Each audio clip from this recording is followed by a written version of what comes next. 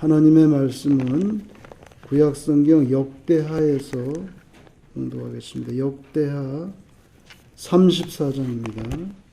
역대하 34장 1절에서 7절 704페이지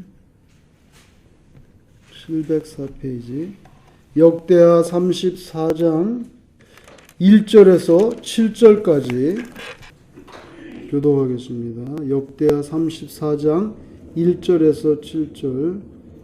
요시야가 왕위에 오를 때에 나이가 8세라 예루살렘에서 31년 동안 다스리며 여호와 보시기에 정직하게 행하여 그의 조상 다윗의 길로 걸며 좌우로 치우치지 아니하고 아직도 어렸을 때 곧 왕위에 있은 지 8년에 그의 조상 다윗의 하나님을 비로소 찾고 제12년에 유다와 예루살렘을 비로소 정결하게 하여 그 산당들과 아세라 목상들과 아로새긴 우상들과 부어 만든 우상들을 제거하여 버리매 우리가 왕 앞에서 바알의 제단들을 헐었으며 왕이 또 그 제단 위에 높이 달린 태양상들을 찍고 또 아세라 목상들과 아로새긴 우상들과 부어 만든 우상들을 빻아 가루를 만들어 제사하던 자들의 무덤에 뿌리고 제사장들의 뼈를 제단 위에서 불살라 유다와 예루살렘을 정결하게 하였으며 또 므낫세와 에브라임과 시므온과 납달리까지 사면 화려한 성읍들에도 그렇게 행하여 같이 읽겠습니다. 제자들을 허물며 아세라 목상들과 아로새긴 우상들을 빻아 가루를 만들며 온 이스라엘 땅에 있는 모든 태양상을 찍고 예루살렘으로 돌아왔더라. 아멘. 여기 태양상이 나오고 지금 아주 말도 아니에요. 태양상, 이 태양은 원래 이집트에서 주로 섬기는 건데 그게 어떻게 유다 왕국까지 들어와가지고 그냥 그저 지나가다가 이렇게 어쩌다가 있는 게 아니라 이 구조적으로 태양을 숭배한 게 확실해요. 그 바알 제단 위에 태양상을 만들어서 놓고 또 열왕기에 보면요 태양을 숭배하게 해서 말 있잖아요. 말을 잡아서 제물로 바치는. 그래서 또 그 말을 또 관리하는 데가 있어야 될 거 아니에요. 제물로 바치려면은. 그것까지 나와요. 그러니까 우리가 좀 상상하기 어려운 그런 형편이었던 것 같아요. 그리고 밀곰이라든지 이런 그 당시에 섬겼던 우상들이 굉장히 구체적으로 나오고 있습니다. 오늘 여기에 그 요시야라는 왕이 나오는데요. 이스라엘에는 그 사사 시대로 이렇게 나라가 다스려지다가 사사는요 왕이 아니잖아요. 사사는 영적인 지도자입니다. 영적인 지도자는 그 사람이 죽으면 그 아들이 또 사사가 되지 않아요. 다시 말하면 사사는 왕이 아니기 때문에 세습이 되지 않습니다. 하나님께서 만약에 그 어떤 A라는 사사가 죽으면 다른 사람을 또 세우죠. 그렇게 해서 마지막에 세움받은 사람이 그 유명한 사무엘입니다. 그리고 이제 이스라엘에 최초로 왕이 생기는데 여러분이 아신 대로 사울왕, 그 다음에 다윗왕, 그 다음에 솔로몬왕. 근데 솔로몬왕이 죽고 나니까 나라가 두 개로 분열이 됐어요. 그래서 북쪽에는 나라 이름을 계속 이스라엘이라고 하고 남쪽에는 나라 이름을 유다라고 한 거예요. 왜냐하면 남쪽에는 그게 다 유다 지파 사람들이거든요. 유다 지파란 말이에요. 그래서 이름이 이스라엘과 유다 왕국, 분열 왕국 시대가 된 거예요. 분열을 우리나라 남북한처럼. 그런데 우리나라에 남한이 있듯이 그 유다에 솔로몬이 죽고 난 다음에 이제 남북으로 나뉘었는데 그때부터 기준해 가지고 왕이 20명이 지나가면 마지막 20명째 때 나라가 망합니다. 그게 시드기야 왕이에요. 그러니까 솔로몬 왕 다음부터 따져서 왕이 20명이 남쪽에는. 근데 그 20명 왕 가운데 16번째 왕이 요시아입니다. 요시아인데 성경에 보니까 8살에 왕이 됐대. 8살에 뭐 알아요? 자기 세수나 간신할. 근데 성경에 보니까 요시아의 아버지 이름은 아몬인데요. 이 아몬은 또 단명을 했더라고. 24살에 죽었어. 왕도 2년밖에 못했어요. 왕도 2년밖에 못했는데 신하가 반역을 해서 죽었더라고요. 그러니까 자기 아버지 아몬이 죽은 다음에 왕이 됐는데 8살짜리가 왕이 된 거예요. 그리고 오늘 본문에 보면 31년 동안 왕을 했다 그랬어요. 1절에. 그럼 몇 살에 죽은 거예요? 39에 사망했습니다. 전쟁 중에 사망했어요. 전쟁 중에. 그것도 이집트하고 전쟁하다가. 39에 이제 세상을 떴는데, 여러분, 그래서 남쪽에 왕 가운데 하나님께서 굉장히 칭찬하시는 별 몇 명 없어요. 몇 명 없어요. 뭐 여호사밧, 뭐 히스기야, 오늘 나오는 요시야, 뭐 이런 정도니까 굉장히 중요한 사람 중에 한 명인데 그렇게 칭찬받는 이유는 딱 하나입니다. 우리는요 국가의 번영을 생각할 때 만약에 뭐 한국이든지 뭐 미국이든 국가의 번영을 생각할 때 보통 우리가 생각하는 게 한국말로 부국강병이에요. 부국강병. 뭐냐면 이제 부자가 되게 하고 군사력을 세게 하는 거. 그거 아닙니까? 부국강병. 그러니까 풍요로운 삶, 그 다음에 막강한 군대. 이거 나라에서 이게 중요하잖아요. 그래서 경제와 국방. 경제와 국방. 그 다음에 뭐 사회, 문화, 언론, 정치, 교육 이런 거는 다 그 다음 많이 있죠. 뭐 많이 있지만은 제일 중요한 거는 국민들이 잘 먹고 살아야 되니까 부국강병. 그러면 부국강병 제일 잘하는 사람이 우리는 훌륭한 대통령이잖아요. 말하자면은. 근데 성경에는 그런 건 없어요. 그런 건 없고 딱 하나예요. 하나님을 잘 섬겼는가 아니면 우상숭배를 했는가. 그냥 기준이 그거 하나밖에 없습니다. 그 다음에 뭐 망대를 하고 뭐 그런 건 나중에 뭐 이러이러하였더라 나오지. 항상 전면에 등장하는 건요. 하나님과의 관계가 어땠냐는 거예요, 이 사람이. 왜냐하면 왕이 지도자이기 때문에 왕이 어떻게 하느냐에 따라서요 국민들이 막 휩쓸리는 거예요. 그죠? 휩쓸리는 거예요. 그래서 정권을 가진 대통령이 만약에 탈원전한다. 그럼 뭐 자기 벼슬이 거기 달려 있으니까 다 줄줄이 협조해야 되는 거예요. 안 잘리려면. 그래서 또 시대가 바뀌어가지고 또 원전한다 그러면 또 원전을 이렇게 하는 거. 어쩔 수 없어요. 부대에서 사단장의 종교가 중요합니다. 사단장. 별이 2개나 3개짜리인데 이 사람이 불교 신자냐? 기독교 신자냐? 천주교 신자냐? 중요해요. 왜? 만약에 사단장이 기독교 신자잖아요. 그러면 주일날 교회를 갑니다. 부대 안에 있는 교회가 있잖아요. 군인교회. 거기를 사단장도 자기도 예수를 믿으니까 주일날 예배를 드리러 가잖아요. 생각해 보세요. 제일 높은 별자리가 주일날 예배를 드리러 가? 말하지 않아도 참모장부터 해갖고 참모들이 줄줄이 쭉 따라서 들어옵니다.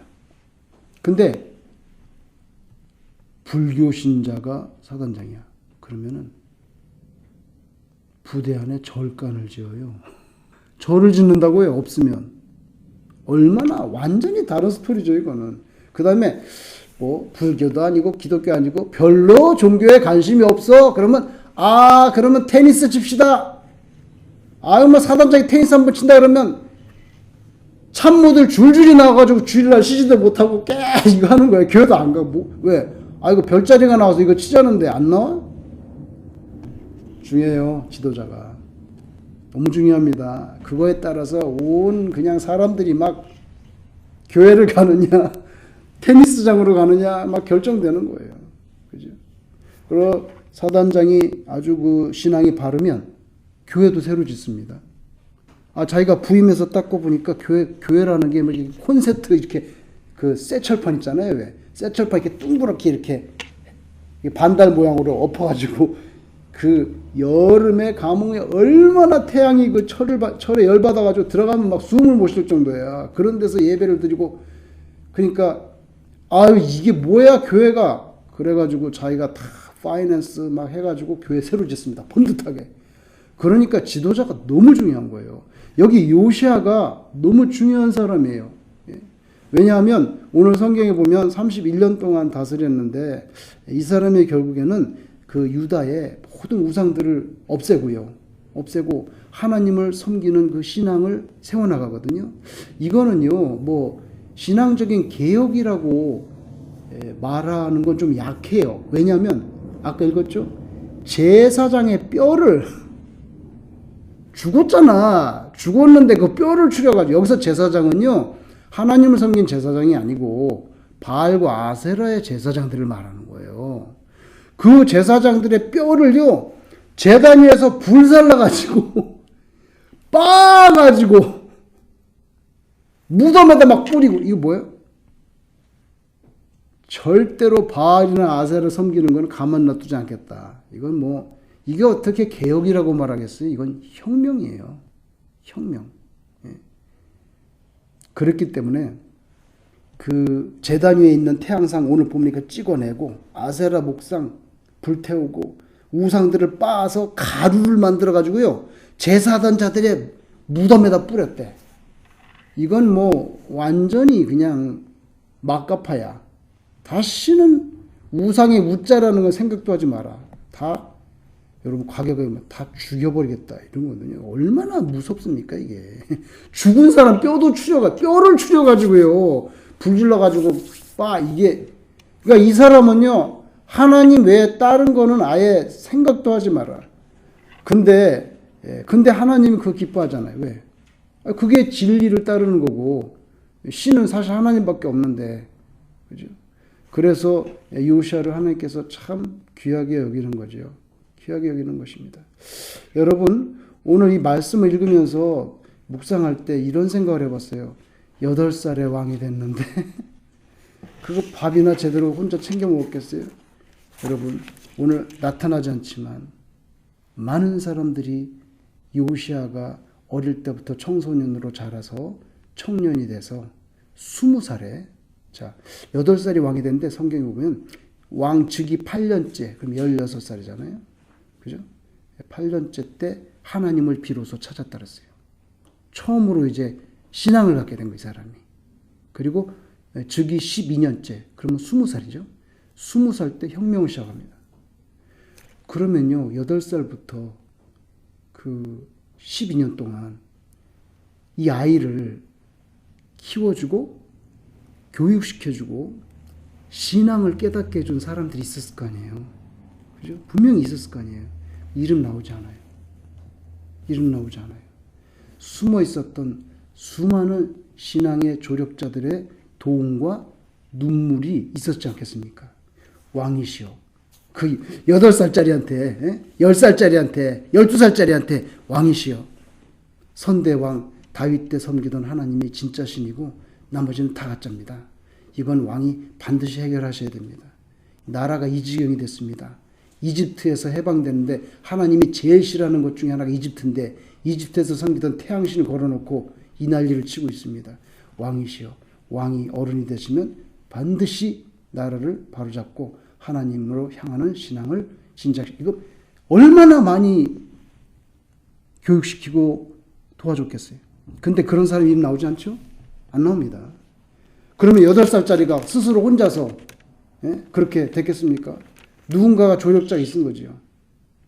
그래서 여러분 하나님의 역사가 일어나려면 주인공도 있어야 되지만 옆에서 이름도 없이 빛도 없이 헌신하는 그런 신앙의 조력자들이 있을 때에 하나님의 역사가 이루어진다는 걸 우리가 알 수가 있어요. 그죠? 너무 중요합니다. 우리가 성경을 볼 때 예를 들면 바울 같은 사람도요. 뭐 그렇게 훌륭한 선교사인데 혼자 그렇게 해가지고 된 겁니까? 아니죠. 많은 기도의 후원과 조력자들이 있었어요. 로마서 편지를 볼 때 보면 이제 거의 그 바울이 인생의 후반부였는데 16장에 인사말할 때 자기에 대한 조력자에 대해서 문안하라는 그런 인사말이 나오는데 뭐 예를 들면 그 빌립보가 그리스예요. 그리스 지금 그리스에 있습니다. 빌립보 지금도 그 빌립보 가서 개척할 때 루디아가 그 여자 한 명이잖아요. 딱 많은 사람도 아니에요. 안식일날 기도하러 나갔다가 그 사람 만났어. 그 루디아 한 여자 한 분 때문에 교회가 세워지잖아요. 그죠? 그 다음에 뭐 브리스길라와 아굴라 이런 사람들 그런 분들 통해서 하나님의 역사가 일어나잖아요. 역사가. 근데 주인공은 물론 주권자는 하나님이시고 세속적으로 볼 때 주인공은 바울인데 그 바울을 가능하게 했던 것은 뭐 루디아나 브리스길라나 아굴라나 이런 신앙의 조력자들이 있었다는 거죠. 있었다는 겁니다. 그리고 또 그 로마서 16장에 보면 누가 나오는지 아세요? 그 루포가 나옵니다. 루포. 이 루포 누구냐면 예수님이 십자가 지고 올라가실 때 벌써 채찍을 맞았거든요. 그래서 자꾸 쓰러지니까 짜증나잖아요. 로마 군인들. 왜냐하면 빨리 집행하고 자기는 가서 쉬어야 되는데 계속 가다가 엎어지면 어떡하겠다는 거예요. 아직도 갈 길이 먼데. 그러니까 이렇게 보고 권장해. 야, 너 나와. 즉석 징용할 수 있습니다. 로마가. 야, 나와 해서 불림받은 게 뭐예요? 구레네 시몬 아닙니까? 그 아들입니다. 루포가. 아들인데 루포가 나고요. 그리고요. 루포의 어머니를 나의 어머니라고 말합니다. 그 뭐예요? 구레네 시몬의 와이프잖아요. 그런 사람들이 다 이렇게 물밑에서 보이지 않게 다 바울에게 협조하고 눈물로 기도해주고 했기 때문에 이 바울이라는 위대한 사람을 통해서 하나님의 나라가 확장된 거죠. 확장된 겁니다. 그래서 오늘 요시아도 참 귀하지만요. 여기 전혀 이름도 나오지 않은 숨어있는 무명의 신앙의 동역자들. 이건 정말 얼마나 보석 같은 존재들인가. 8살짜리를 어떻게 키워가지고 20살에 완전히 제가 볼 때는 이거 혁명이라고 해야 돼. 왜 그런지 아세요, 여러분? 바알과 아세라를 섬기면서 먹고 살았던 사람 있잖아요. 제사장들, 그죠? 또 거기에 딸린 그 비즈니스들이 있거든요. 비즈니스들이 있습니다. 그러니까 바알과 아세라를 섬기는 그 이방 종교 때문에 먹고 사는 그리고 기득권을 가지고 안정적으로 누리고 있었던 많은 사람도 있습니다. 그걸 다 쳐내야 되는 거예요. 그런데 그 사람들이 가만히 내 목 지세요 하고 가만히 있었겠어요? 가만히 있었겠냐고요. 반드시 거기에 반항이 있고 아마 거친 그런 리액션이 있었을 거예요. 그런데 그런 거를 다 감당해낼 수 있도록 누군가가 도와주고 협조하고 긴밀하게 움직였을 거예요. 그렇잖아요? 박정희가 5.16 일으킬 때 차지철이 사진 보면 여기 대위 계급이 대위인데 이거 X밴드 X 딱 군복 입고 앞장서서 나가지 않습니까? 박정희 장군이 선글라스 딱 끼고 소수지만은 그 있습니다. 그런 사람이 있기 때문에 혁명이 되는 거죠. 혁명이 되는 겁니다. 그래서 나중에 차지철이 또 권력도 차지하게 되잖아요. 왜? 앞장서서 나왔기 때문에. 공신 아닙니까? 저는 요시아의 이 사건이 혁명이라고 생각해요. 그 기득권을 누리던 바알과 아세라의 제사장들 다 이거, 그죠? 그래서 우리 모두가 요시아나 바울처럼 될 수는 없잖아요. 우리가 하나님 앞에서 그런 훌륭한 신앙의 동역자가 되어야 된다. 또 하나는요, 좀 시간이 걸릴 수 있을 때 인내를 가지고 기도하면서 기다려줄 줄 아는 거 대단히 중요합니다. 왜? 여러분 8살짜리가 혁명할 수는 없잖아요. 8살짜리는. 성경에 자세히 읽어보니까 20살에 혁명을 시작했고요. 그 다음에 26살에 다 혁명을 완수했어요. 굉장히 긴 세월이 걸렸어요. 그래서 그때까지 좀 그 인내를 가지고 기다려주는 거.